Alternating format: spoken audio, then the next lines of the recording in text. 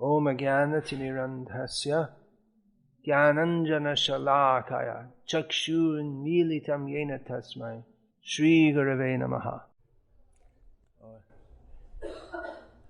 Those of you who may have read this Sri Bhakti Siddhanta Vaibhav, you can't hear.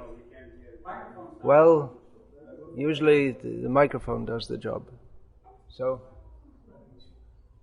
Hare Krishna, Krishna Krishna, Hare Hare, Hare Rama, Rama Rama, Hare Hare, Hare Krishna, Krishna Krishna, Hare Hare, Hare Rama, Rama Rama, Hare Hare. All glories to modern technology, if it's used in Krishna's service.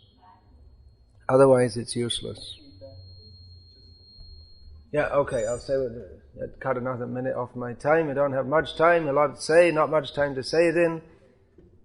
Those who have read the Sri Bhakti Siddhanta Vaibhav, a book which I was fortunate enough to be engaged in the service of compiling, will see that in the festivals at the Gauriya Math during the time of Bhakti Siddhanta Saraswati Thakur, they had speaking all day. That was the main kirtan. They'd have different people speaking throughout. They'd have other things going on also, but speaking Hari Katha was Bhakti Siddhanta Saraswati Thakur's. That was his particular thrust of his kirtan, which he engaged others in doing also. I'm sorry. I'm not able to hear you in the kitchen. Okay. Yeah, so the festival is going on today. Yesterday, Jagannath's Rath Yatra festival. Today, Panihati, Chira Doi Mahotsav. The festival means very happy. Everyone's very happy, very joyful. Particularly joyful. In the Bhagavatam it's stated that Krishna himself is an eternal festival because what he's doing is always blissful. And in this material world, those who worship Krishna, they're always engaged in a festival. Always singing, dancing, chanting, feasting, being happy. And people, just like yesterday, where the Rath Yatra, the people going past in cars, many of them acknowledged the happiness, they appreciated that. There are many festivals that materialistic people observe also, in which they sing and they dance and they have pageants and they dress in festive clothes and they do various things for happiness and they feel happy. What is the difference between a festival in Krishna consciousness and a festival in materialistic consciousness?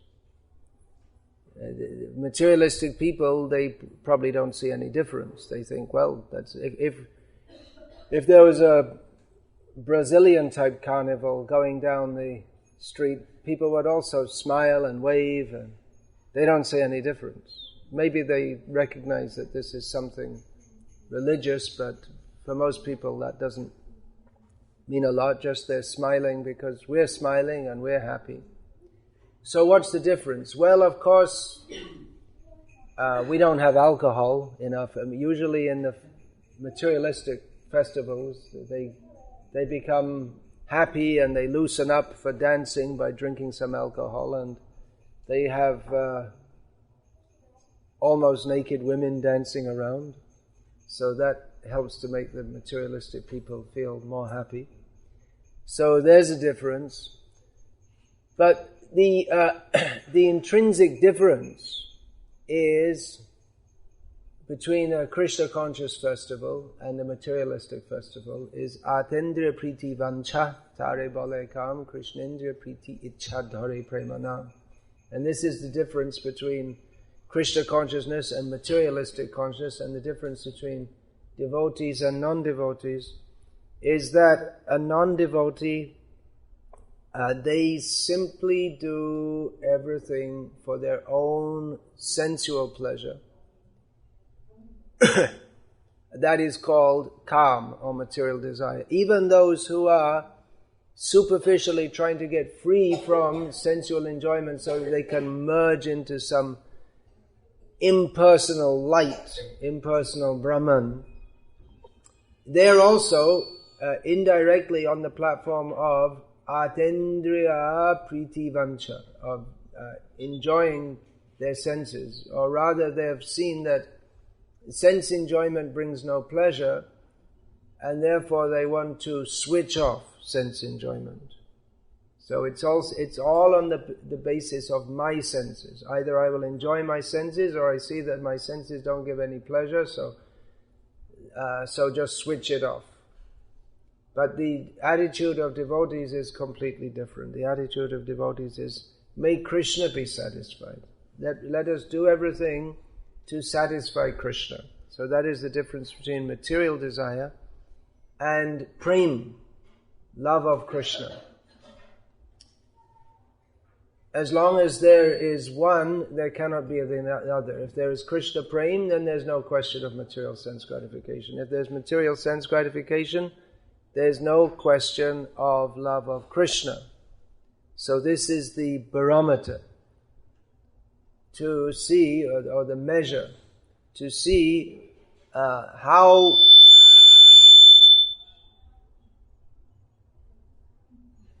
we are actually in Krishna consciousness.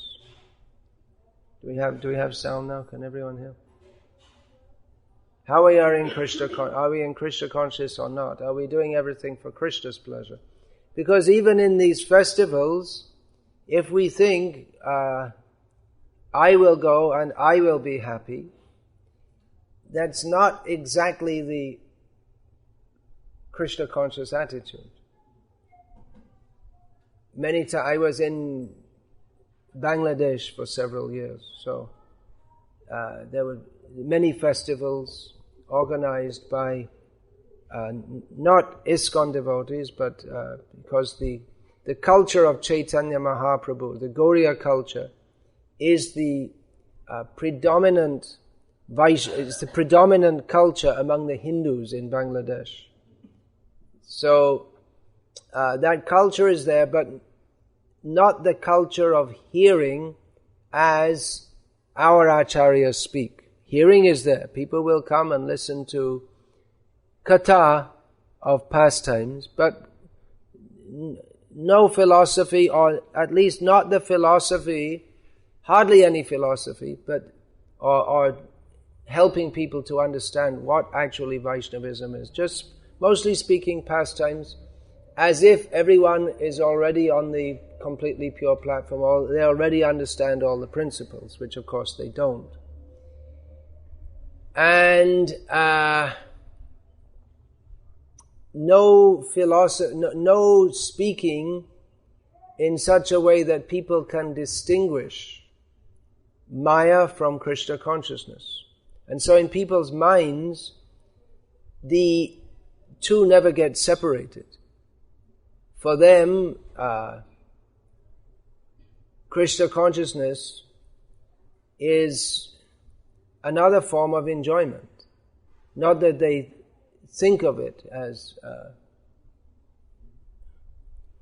a gross form of enjoyment, but because they have no discrimination between spiritual and material, then they take that the materialistic person takes everything to be for their own enjoyment.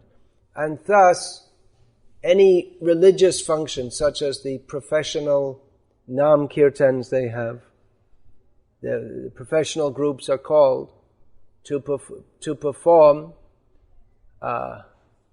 just like they have big concerts here, and then the rock groups will go from place to place in America, and they'll have a 2-hour gig or how long is a gig? 2 hours? 3 hours? Something like that. So the professional groups in Bengal, they also have their 2-hour gig or 3-hour gig, and they go around from place to place. And there are professional speakers who go from place to place, and the participants, the people who come, they measure how good the kirtan group is, or the speaker is, by how much they appreciate it. Yeah, it was really good, wasn't it?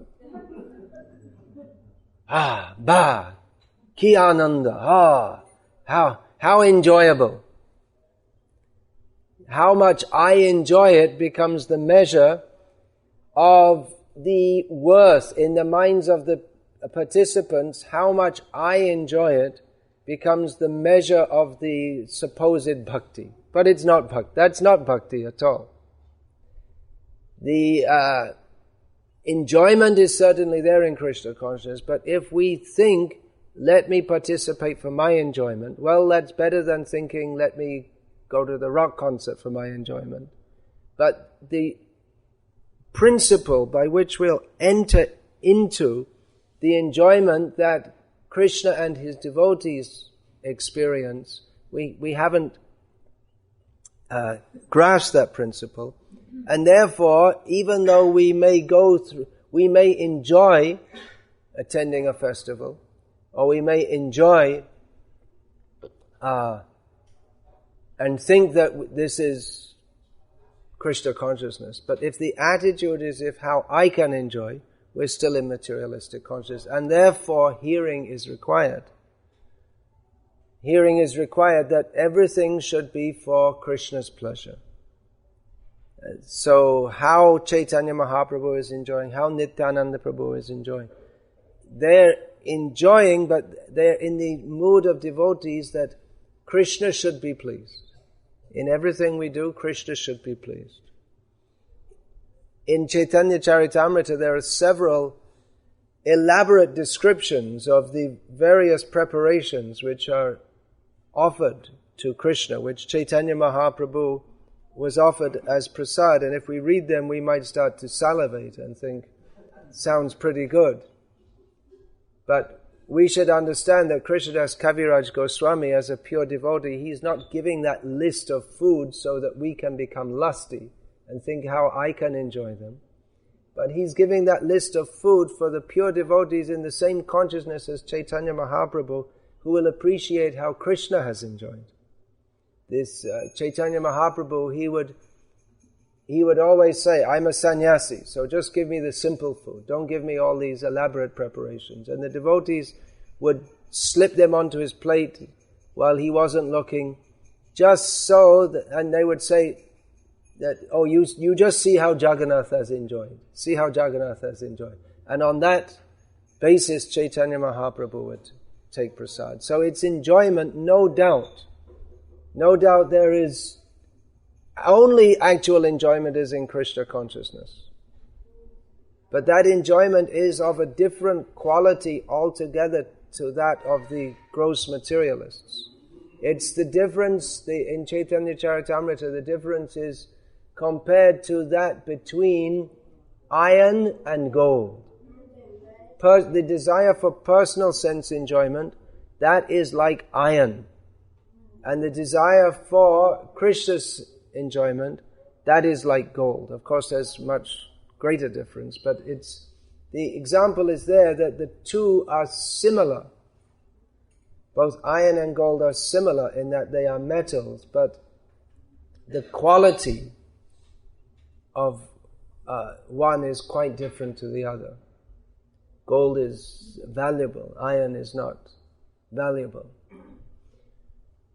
Now, in this pastime of Chaitanya Mahaprabhu in Panihati, of course that's generally thought to be Nityananda pastime, but Chaitanya Mahaprabhu came also, and Nityananda Leela is inseparable from Chaitanya Leela. Nityananda Prabhu's pastimes are elaborately described in Sri Chaitanya Bhagavat. Later someone separated that out and added 3 chapters and put the name of Vrindavan Das Thakur on it and called it Sri Nityananda Charitamrita, which is a bogus book. I mean, the parts taken from Chaitanya Bhagavat, that's bona fide, and the rest is written by someone who wanted to promote their own materialistic ideas about Nityananda Prabhu. So, that's described there. Raghunath Das Goswami in his householder life was ordered by Nityananda Prabhu to make a feast for his followers. And then so many other people came. And they all joined in. So we see that part of the festival of Nityananda Prabhu is not only that the devotees themselves will take, but let everyone join. Let everyone come and join. And Chaitanya Mahaprabhu also came and joined, although he was far away in Puri, but he's always present with Nityananda Prabhu. Now, Raghunath Das Goswami, he is the Prayojanacharya. He has more than any of the other 6 Goswamis, after his accepting formally the position of renunciation, he manifested the bhava, the mood of a devotee in service to Radha. He has made understood, for those who can understand, what is the topmost aspiration for the followers of Chaitanya Mahaprabhu. Now, Raghunath Das Goswami, while manifesting this in the world, that Baraja Jubati Bhavera Bhakati Shakati Hoitoka, who but Chaitanya Mahaprabhu could explain or make known the feelings of the gopis of Vrindavan. Only Chaitanya Mahaprabhu could do. But we see that Chaitanya Mahaprabhu, he did this through Raghunath Das Goswami. So Raghunath Das Goswami in some sense manifested some very intimate understandings, feelings, which even Chaitanya Mahaprabhu didn't directly do, because Chaitanya Mahaprabhu, he is Krishna in the role of Radha, or in the mood of Radha. And Raghunath Das is their eternal position. He is the servant of Radha. So very intimate feelings he has manifested. But Raghunath Das Goswami also, among all the 6 Goswamis, who are all very renounced, they all came from aristocratic backgrounds. Raghunath Das and Rupa and Sanatan also, they came from extremely wealthy and powerful backgrounds. But they gave it all up. Tyaktva turnam ashesha mandala pati srining sada tuchavat, as if insignificant. And lived highly renounced lives. But among them, Raghunath Das, he was the most renounced. To the extent that, first of all, he would, after renouncing his home, living in Puri, he would accept money from his father. But that he used only for the service of Chaitanya Mahaprabhu. But after some time he gave that up. Chaitanya Mahaprabhu approved that. Then Raghunath Das Goswami would beg in the formal manner. That means that for those who are living as beggars in Puri, they would stand at the gate, and at night there was a fixed time and place where you could get your food for the day. So Raghunath Das would go there. After some time, he gave that up, and he eventually came to the level of taking the rice prasad that from external perspective appeared to have been rotten, which even the cows wouldn't take. And he would wash that and take the inner hard portion with a little salt. That became his food. Then after some time, when he went to live at Radha Kunda, there he would eat maybe a little palmful of buttermilk once every 2 days. And that taking, he would rebuke himself that, you see, now I'm engaging in sense gratification just for the sake of this material body. So such renunciation is impossible for any of us or for anyone else practically in the world today. But to follow in that spirit, to follow in the spirit that how Raghunath Das, all the Goswamis, they were totally renounced from this world. They didn't have any desire for personal sense gratification. They showed us that spirit. And actually without that spirit, then it's not possible to develop the feelings of intense love for Krishna. Chaitanya Mahaprabhu came to give the intense love for Krishna, but that doesn't come, in one sense he has given it very easily, but it doesn't come unless one is consciously becoming free from desires for sense gratification. Srila Prabhupada discusses this in the song, in his purport to the song which he famously sung here, Parama Karuna Pahundri Jana Nitai Gauraja. So he explained this line, Vishoy Charya Shai Roshe Mojya. That there's only one condition. Chaitanya Mahaprabhu came to give love of Krishna by the very easy process of chanting the names of Krishna, but there's only one condition. One has to give up sense gratification. Not such an easy thing, is it? It's considering that yogis, they detach themselves, almost literally detach themselves from the world. They literally detach themselves from all that might give them sense gratification. That is Sutta, Mita, Ramani, Samaja, this society, friendship and love. They go to live in the Himalayas. Recently I was in Britain. It was very cold. And I had a realization why the yogis go to the Himalayas. Because when you're feeling cold all the time, it's very difficult to get in the mood of sense gratification.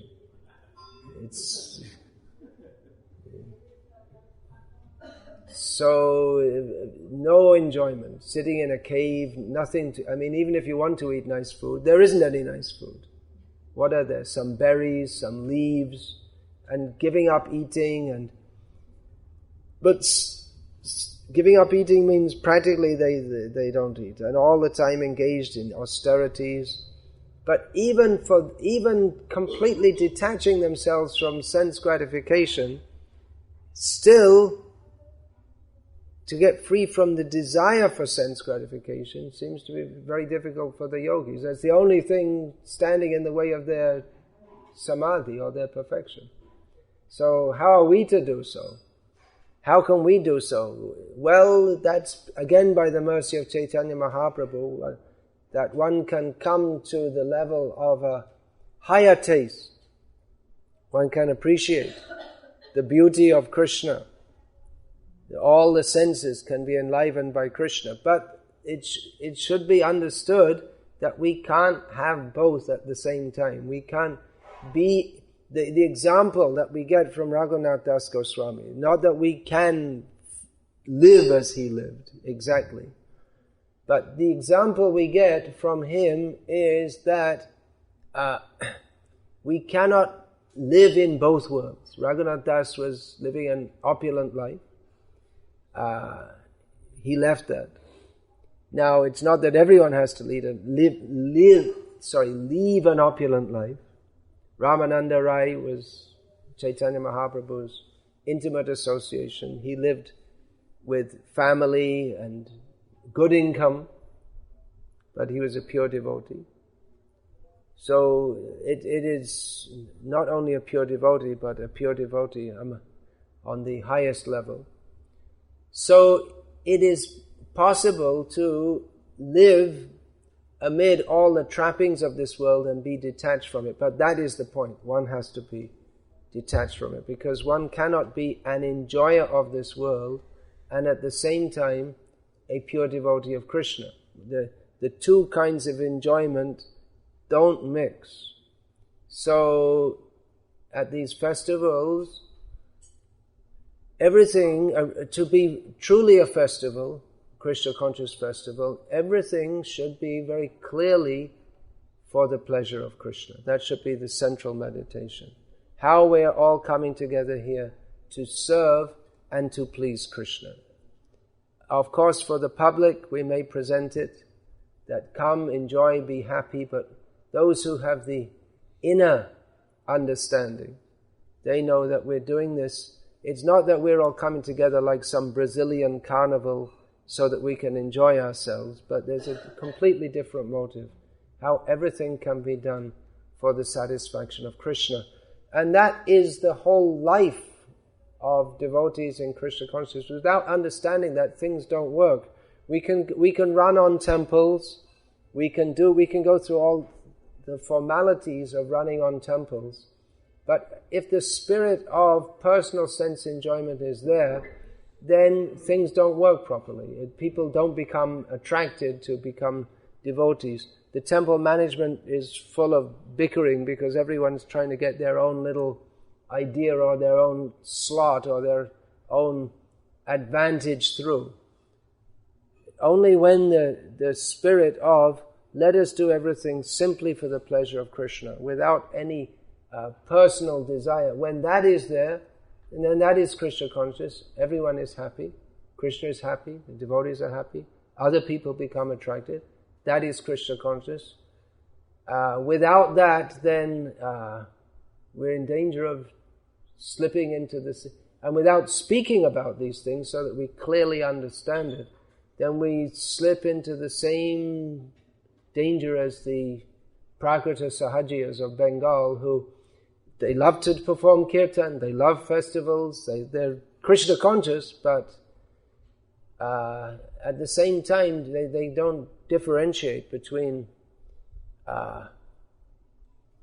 Krishna's pleasure and my pleasure.